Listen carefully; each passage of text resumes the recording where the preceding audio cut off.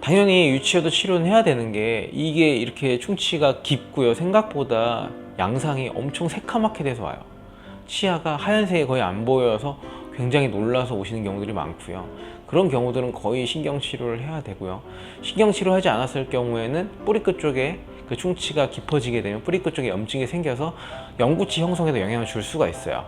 그래서 유치의 뿌리 끝은 영구치의 머리예요.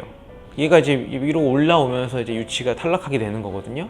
그러면은 유치의 뿌리 끝부분에 계속적으로 염증이 있다라고 하면은 영구치 그 머리가 형성되는데 별로 좋은 영향은 없고, 심지어 나왔는데 염증에 많이 영향을 받은 경우에는 갈색으로 변형이 돼서 나오는 경우들도 있어요. 그래서 그런 거를 그냥 방치하는 건 좋지 않습니다. 부모님들이 그게 신경치료를 해야 될지 안 해야 될지를 판단하기 좀 어려워요. 그건 치과 와서 판단을 하셔야 될 것 같고요. 당연히 그냥 때워서 끝나는 게 다행이겠지만, 만약에 그렇지 않을 경우에는 조금 더 확실한 치료를 해야겠죠. 방치를 할 경우에는 후속 영구치 형성에 문제가 될 수 있습니다. 이게 왜 그러면 안 되냐면은, 유치가 나는 순서랑 영구치가 나는 순서랑 달라요. 그러면 시간차가 있기 때문에 미리 다 빼버리면 영구치가 벌어져 버릴 수가 있어요.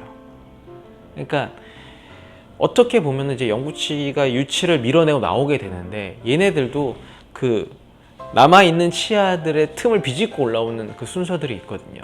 그래서 그 순서를 어긋나고 그냥 다 빼버리고 해버리면 얘네들이 어떻게 나올지 모르게 돼요. 그렇게 됐을 땐 좀 향후에 교정적인 치료가 필요하겠죠. 그리고 너무 일찍 이를 다 빼버리게 되면 뭐 미용적으로도 문제가 있을 수 있고, 씹는 것도 문제가 있을 수 있겠죠. 보통 뿌리 쪽에 염증이 생기게 되면 잇몸 쪽에 이렇게 볼록하게 올라와요. 이렇게 고름 주머니가 잡힌 거거든요. 그렇게 된 경우에는 떼우는 건 절대 안 돼요. 이미 뿌리 끝 쪽에 염증이 생긴 거니까 치아에 구멍을 내서 그 고름을 빼줘야 되는 상황이 된 거죠.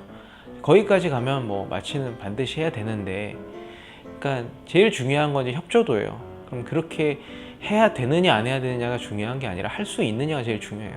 그런 치료를 해야만 하는데, 협조도가 좋으면은 뭐 일반 치과에서도 가능하겠지만, 뭐 협조도가 어렵고 너무 나이가 어린 경우에는 그냥 일반적인 어른들 치료받듯이 그냥 마취하고 뭐 기다렸다가 치료하는 게 아니라 이제 재워서 한꺼번에 치료를 하게 되는 거죠. 재워서 하게 되면 협조도가 확 올라가게 되는 거잖아요. 애기들이 뭐 반항을 하거나 할 수 있는 게 아니기 때문에. 그래서 하나를 치료하진 않고요.